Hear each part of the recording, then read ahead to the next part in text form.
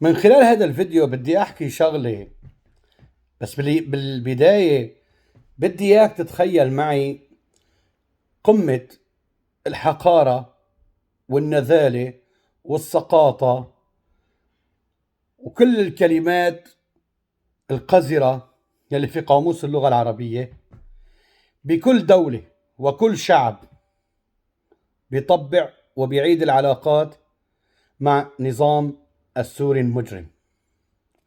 يعني اليوم كل دولة، أنا بعرف شو عم بحكي، كل دولة إن كان من فوق الطاولة وإن كان من تحت الطاولة بيعرفوا بعضهم، عم بتطبع مع النظام السوري وإعادة النظام السوري إلى الساحة العربية ولإعادة تفعيل هذا النظام بعد إجرامه وقتله وتهجيره للشعب السوري وكل ما فعله. اليوم ما عاد في رحمة، اليوم ما عاد في نحن عرب وأخوة ولا بلا بلا بلا بهذا الكلام الكذب كله. مو بس العتب على الحكومات، لا لا لا، العتب على الشعوب، لأنه هاي الشعوب ما في شيء مخبى عليها. اليوم الإعلام واضح وكل شيء واضح على السوشيال ميديا إيش عم بيصير، وفود ورا وفود، دول ورا دول. يعني بالعكس بتحسهم كأني عم بيكافئوا لبشار الأسد، خايفين على طيزكم، خايفين على كراسيكم ما تسحط من تحتكم بثورات الربيع العربي. ضليتوا ورا الربيع العربي حتى أفشلتوه، هدرتوا دم الشهداء، هدرتوا دم الناس اللي ضحت، دمرتوا البلاد فوق ما هي مدمرة. لوين بدكم توصلوا؟ لوين؟ مجرم قاتل عم بترحبوا فيه بدول، شوي الإمارات، شوي سلطنة عمان، شوي ما بعرف مين. إيش هالمسخرة اللي عم نعيشها؟ إيش هالمسخرة؟ والله ما أحقر وأسقط من هاي الحكومات إلا شعوبها، أنا شعوبها ساكتة. لا لا لا لا لا، ما تقلي هاي لو الشعوب تمتلك إرادة وفعلا هاي الدول هي مع الإنسانية كانت الشعوب اعترضت. بس هاي الدول ما عندها شيء اسمه حرية أو شيء اسمه ديمقراطية وما بدهم أصلا. سكرت أمك، سكرت أمك ليشقوا لك إياه، سكرت أمك ليشقوا لك إياه. لا تجيب هاي السيرة، طاول طاول نهائيا، ما تجيب هاي السيرة. ارجعوا طبعوا مع النظام ورجعوه على إجرامه وكافئوه على إجرامه، وكافئوه على إجرامه، ورجعوا عوموه يعني، ورجعوا إعادة تجديد إعادة تدوير عملوا لهم وعادي. ونحن منبزق عليكم، ما عندنا شغلة، نحن ما عندنا شغلة، نحن منبزق عليكم ومنعاديكم. ما في شيء اسمه قومية عربية، هذا الكلام الكذب، هاي الخداع، هذا الخداع ما في. لأنه أنا قبل ما أعتب على الحكومات بعتب على الشعوب العربية. وين الشعوب العربية؟ نايمة غرقانة، نايمة في العسل. الشعوب العربية نايمة في العسل، ما عدا سائل حدا. بس حطن على شغلة فيها تطبيل، شغلة فيها يتبروزوا فيها، يطلعوا فيها انه هو شخص كويس، انه في موقف، في لقطة صورني، في جاهزين يعني شغالين بهاي القصص. بس عدا عن هيك للأسف قلت لك من أحقر وأندل هيك حكومات أنا ما شفت. بلس بالإضافة إلى بلس شعوب، شعوب.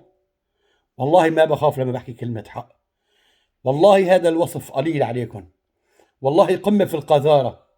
والله كل مين بيدعم المجرم بشار الأسد ونظامه وبيسعى إلى تدويره وإعادته، والله قمة بالقذارة. وكل مين عم يعطيه الشرعية أقذر منه للسع. خير الكلام ما قل ودل، هذا القليل الساعة اللي حكيته ما في داعي نحكي. نحن كشعب سوري ما لنا ضد مصالح الدول مع بعضها، أكيد هذا الكلام مستحيل، مستحيل. نحن ما لنا ضد مصالح الدول مع بعضها، أكيد لا، هي سياسة بنعرف نحن. بس ولكن مو على حساب الشعب، مو على حساب دماء الشعب. يا مجرمين يا قتلة، والله أعني ما أعنيه وبعرف شعب بحكي. كل رئيس وكل ملك بيتقرب من بشار الأسد هو مجرم وقاتل وفاسد مثله، وخايف على طيزه وخايف على كرسيه. وهدول كلهم اشتغلوا على إفساد الربيع العربي. في كتير ناس بتطلع تنتقد الربيع العربي، إيه الربيع العربي لو حصل؟ لا أورجيك إيش كان رح يصيب الوطن العربي.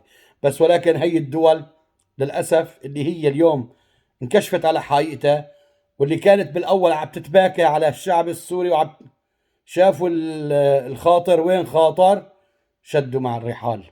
عرفتن؟ انه والله العظيم عندي كلمة حابب احكيها، انه انت يا وزير الخارجية الاماراتي، لك انت كشخص كانسان، شلون بتحط راسك على المخدة بتنام؟ شلون في بداية الثورة السورية بتطلع بتقول بشار الاسد مجرم، وشلون بعدين رايحة بتطبع معه في دمشق وبزورك في الامارات؟ يا جماعة ما بتشوفوا حالكم انتم؟ لك عن جد، عن سؤال يعني جد، انتم ما بتشوفوا فيديوهاتكم؟ ما بتشوفوا حالكم شلون بتكونوا عم تحكوا؟ يا جماعة ما بعرف، يعني انا في شيء ما عم بستوعبه. يعني في بشر بضرب الزهايمر مثلا، يا اخي ذكروه فرجوه فيديو، قولوا له انت من 12 سنه طلعت حكيت عن بشار الاسد في مجلس الامم المتحده انه بشار الاسد مجرم وقاتل، شلون هلا انت عم بتصيحبه وبتطبع معه يعني اسرائيل قالت لكم سووا هيك؟ مين قال لكم؟ امريكا؟ مين قال لكم؟ معناتها كلياتكم طراطير. معناتها بالوطن العربي نحن ما بنمتلك قرار، قرارنا كله مصادر. وهي نحن هون بألمانيا وعفنا لكم هذا الوطن العربي، سرقوا ونهبوا وبرطلوا وكلوا، وايش بدكم عرصوا وايش بدكم ساووا. إلنا موقف معكم يوم القيامة إن شاء الله وتعالى أمام الحق عز وجل. والله إلنا موقف معكم يوم القيامة، إيش بدكم اعملوا؟ طال الزمن أو قصر ياخذكم لهالجورة يزتوكم فيها، وهداك الوقت زبط إذا بتزبط. يلعن روحكم كل واحد عم بيساهم وبيساعد هالمجرمين، وعم بيضر الشعب السوري، وعم بيؤدي إلى إعادة تدوير هيك أنظمة مجرمة. خسئتم وخسى باطئكم وخست دولكم وخسيتوا يا كلاب يا أندال يا حقراء. والله إيش من حكيت قليل عليكم، يلعن شرفكم إذا وجد.